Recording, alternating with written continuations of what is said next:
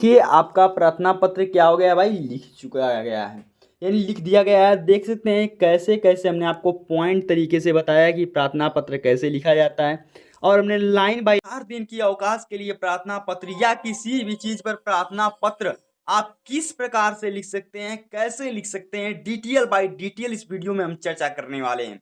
जैसा कि आपने थंबनेल पर पढ़ा है भाई कि 2025 में 4 मार्क आपके पक्के हैं, यानी क्लास 10th में आप पढ़ते हैं, UP board, CBSE board, ICSE board, किसी भी बोर्ड से पढ़ते हैं, तो आपके क्लास 10th में 4 मार्क पक्का है। यदि आप क्लास 12th में पढ़ते हैं, UP board, CBSE board, ICSE board, किसी भी बोर्ड से पढ़ते हैं, तो आपके 6 मार्क पक्का है। गारंटी के साथ हमने बताया है। यदि अगर आप हमारे सिखाने से अगर नहीं सीख पाते हैं तो आप कमेंट जरूर करिएगा, मैं आपको बेटर से बेटर तरीका समझाने का प्रयास करूंगा। ठीक है, तो आप वीडियो पर लगातार बने रहिए, वीडियो को स्किप मत कीजिएगा। बहुत लोग क्या करते हैं कि वीडियो को स्किप कर देते हैं कि ये टॉपिक आ रही तो इसके आगे का सीखे, ये टॉपिक आ रही तो इसके आगे का सीखें। ऐसी गलती मत करिएगा, एकदम लाइन बाय लाइन देखिएगा किस प्रकार से बताया जा रहा है। ठीक है, तो चलिए बिना समय गंवाए हम वीडियो को शुरू करेंगे। लेकिन वीडियो को शुरू करने से पहले आपसे एक छोटी सी नम्र निवेदन रहती है, हर एक वीडियो में निवेदन रहती है कि यदि आप हमारे चैनल पर नए होते हैं तो चैनल को सब्सक्राइब कर लीजिए एंड वीडियो को लाइक कीजिए, और वीडियो को शेयर करना न भूलें, ताकि आपके वीडियो की शेयर की वजह से दूसरा बंदा भी क्या कर सकता है, पढ़ सकता है। तो देखिए, सबसे पहले तो हमें लिखना था प्रार्थना पत्र। कितने दिनों के लिए लिखना है? 4 दिन की छुट्टी के लिए लिखना है, 4 दिन के अवकाश के लिए हमें अपने स्कूल में लिखना है प्रार्थना पत्र। ठीक है, तो सबसे पहले देखिए आपको क्या करना होता है। यहाँ से देख सकते हैं कि ये प्रार्थना पत्र है, कैसे लिखा जाता है। तो सबसे पहले देखिए यहाँ पर हमने लिखा है, यहाँ पर देखा जाए तो हमने लिखा है सेवा में। ठीक है, तो सबसे पहले आपको क्या करना है, लिख लेना है भाई। सबसे पहले आपको सेवा में, जैसे ही आप लिख लेते हैं सेवा में, तो सबसे पहले आपको लिख लेना है यहाँ से सेवा में। लिखने के बाद कोमा लगा लेना है, और कोमा लगाने के बाद उसके नीचे वाली लाइन पे चलाना है। जैसे कि हमने नीचे वाली लाइन पर आ चुके हैं। नीचे वाली लाइन पर आने के बाद आपको सिंपल यहाँ से लिख देना है, प्रधानाचार्य के लिए लिख रहे हैं, जिसके लिए लिख रहे हैं उसको लिख देना है, यानी कि लिख देना है प्रधानाचार्य। क्या लिख देना है? प्रधानाचार्य। हमने लिख दिया प्रधानाचार्य। प्रधानाचार्य लिखने के बाद भी आपको एक नीचे कोमा लगा देना है, जैसे कि हमने लगा लिया। प्रधानाचार्य लिखने के बाद आपको फिर नीचे चले जाना है, और नीचे आने के बाद आपको अपने स्कूल का नाम लिखना है। जैसे कि मान लीजिए हम लिख देते हैं किसी भी स्कूल का नाम, लिख देते हैं Gandhi inter college, Gandhi inter college, inter college. ठीक है, sorry, Gandhi inter college Ghazipur. जिस जिले से हैं जिसका स्कूल का नाम लिखेंगे वहाँ से आप लिख सकते हैं, यानी क्या लिखेंगे? गाजीपुर। ठीक है, जैसे कि हमने लिखा कि सेवा में प्रधानाचार्य गांधी इंटर कॉलेज। अब इसके लिखने के बाद आपको नीचे लाइन से आ जाना है। नीचे लाइन पर आपको लिखना है विषय, किस पर आप निबंध लिखना चाह रहे हैं। जैसे ही आप यहाँ से विषय लिखते हैं, ठीक है, विषय लिखने के लिए आप किस पर विषय लिखना चाहते हैं, किस विषय पर आप प्रार्थना पत्र लिखना चाहते हैं, यहाँ आपको लिख देना है। तो हमें 4 दिन का अवकाश चाहिए भाई, तो यहाँ पर लिखेंगे 4 दिन अवकाश हेतु, अवकाश, ठीक है, हेतु, अवकाश हेतु प्रार्थना पत्र, प्रार्थना पत्र। ध्यान से देखते रहिएगा और ध्यान से साथ साथ लिखते रहिएगा। अब यहाँ से इतना काम करने के बाद आपको नीचे लाइन पे चले जाना है। नीचे लाइन पर आने के बाद आपको यहाँ से लिखना है, जैसे कि हम लिख रहे हैं, यहाँ से आपको लिख देना है महोदय। क्या लिख देना है? महोदय। आपको लिख देना है महोदय। ठीक है भाई, जैसे ही आप महोदय लिखते हैं, महोदय लिखने के बाद आपको एक छोटा सा कोमा दे देना है, जैसे कि हर एक में दे रहे हैं, कोमा दे देना है। कोमा देने के बाद नीचे चले आना है। नीचे चले आने के बाद अब आपको वो चीज़ें लिखना है कि क्या आप लिखना चाहते हैं। ठीक है, तो यहाँ से देख सकते हैं महोदय लिखने के बाद आपको लिखना है कि सविनय निवेदन है कि, सविनय निवेदन है कि, ठीक है, सविनय निवेदन है कि मैं कक्षा 10वीं, ठीक है, 10वीं के हैं तो लिखेंगे 10वीं, या 12वीं के हैं तो लिखना है आपको 12वीं, 12वीं की, 12वीं का, का अगर लड़के हैं तो का लिखिएगा, लड़की हैं तो की लिखिएगा, का या की भी लिख लीजिएगा, का की छात्र या छात्रा लिखिएगा, छात्र या छात्रा। अगर लड़के हैं तो छात्र लिखिएगा, लड़कियां हैं तो छात्राएं लिखेंगी। ठीक है, सविनय निवेदन है कि मैं कक्षा 10वीं या 12वीं की छात्र या छात्रा। ठीक है, अपना नाम आपको नहीं लिखना है, लिख लेना है क ख ग, या नाम लिख सकते हैं, कोई दिक्कत नहीं होगी, क ख ग हूँ। ठीक है, खड़ी पाई दे देना है आपको, फिर नीचे लाइन से लिख लेना है। क्या लिखना है? अब कारण लिखना है। कारण क्या होगा? जिस कारण पर आप लिखना चाहते हैं, जैसे कि आपके पिताजी की अचानक तबीयत खराब हो गई, या आपके बहन की शादी है, ठीक है, या जो भी चीज है उसके लिए आप लिखेंगे। ठीक है, जैसे हमने लिखा कि सविनय निवेदन है कि मैं कक्षा 10वीं या 12वीं का छात्र या छात्रा क ख ग हूँ। ठीक है, जैसे कि अब लिख लिया, अब एक कारण लिखना है, लिखेंगे कि सर अचानक से, अचानक, ठीक है, क्या लिखेंगे? सर अचानक से, सॉरी, सर अचानक से हमारे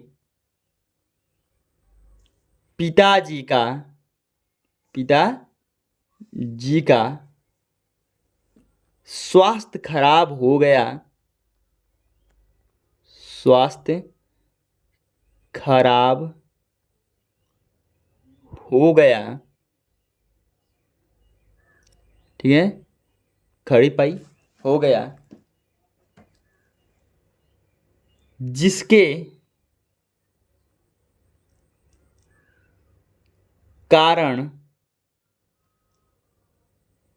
उन्हें मेडिकल पर ले जाना पड़ा, मेडिकल पर ले जाना पड़ा। जो भी आप कारण जानते हैं उस कारण पर लिख लीजिएगा, जाना पड़ा। ठीक है, पढ़ा लिखने के बाद लिखेंगे मेडिकल पर ले जाना पड़ा, और डॉक्टर ने, और डॉक्टर ने, डॉक्टर ने उन्हें 4 दिन तक, 4 दिन तक आराम करने के लिए कहा है, आराम करने के लिए कहा है, कहा है, जिसके कारण, नहीं यहां से लिख लें कहा है, लेकिन मेरे घर परिवार पर, घर परिवार में, घर परिवार में कोई भी सदस्य, कोई भी सदस्य नहीं है, सदस्य नहीं है,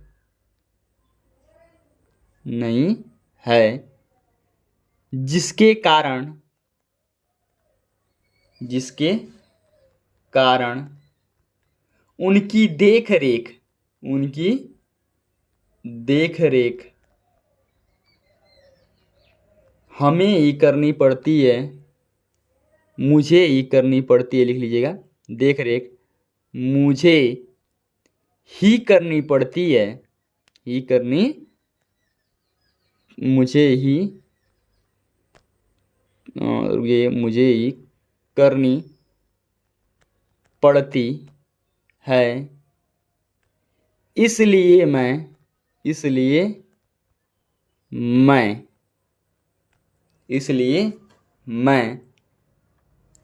ठीक है, 12/11/2024 ऐसे लिखेंगे 12/11, ठीक है, 11, 2 बार लिख लीजिए, 11/2024 से 15/11, यानी कि डबल 1 लिखिएगा, 11/2024 तक स्कूल नहीं आ सकता हूँ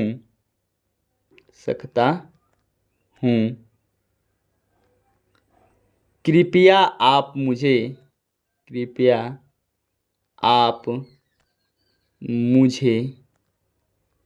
4 दिन की छुट्टी प्रदान करें। 4 दिन की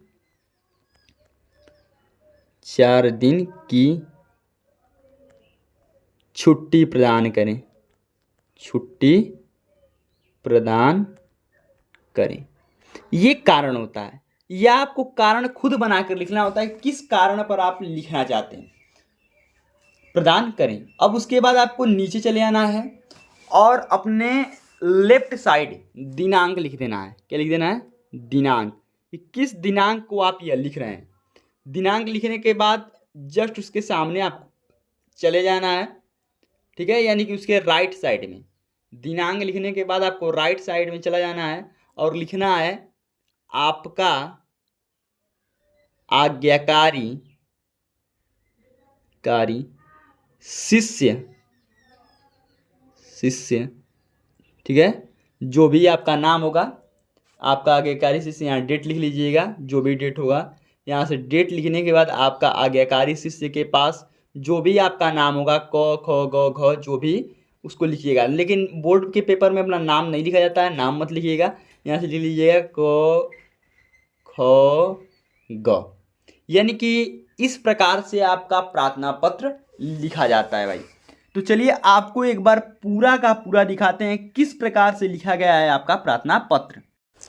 तो ये देखिए आपका प्रार्थना पत्र क्या हो गया भाई, लिख चुका गया है, यानी लिख दिया गया है। देख सकते हैं कैसे कैसे हमने आपको पॉइंट तरीके से बताया कि प्रार्थना पत्र कैसे लिखा जाता है, और हमने लाइन बाय लाइन आपको समझाने का प्रयास किया कि किस प्रकार आप लिख सकते हैं। यहाँ पर आप दिनांक लिख सकते हैं, जो भी आपका डेट है, मान लीजिए 12 है, 11 है 2024, जो भी आपका डेट है उस डेट को लिख सकते हैं। और यहाँ से जो भी आपको लिखना होता है, महोदय के बाद आपको कारण लिखना होता है कि किस कारण से आप छुट्टी मांग रहे हैं, और ये आपको लर्न करना होता है। ये बहुत ही इंपॉर्टेंट होता है आपके बोर्ड परीक्षा के लिए।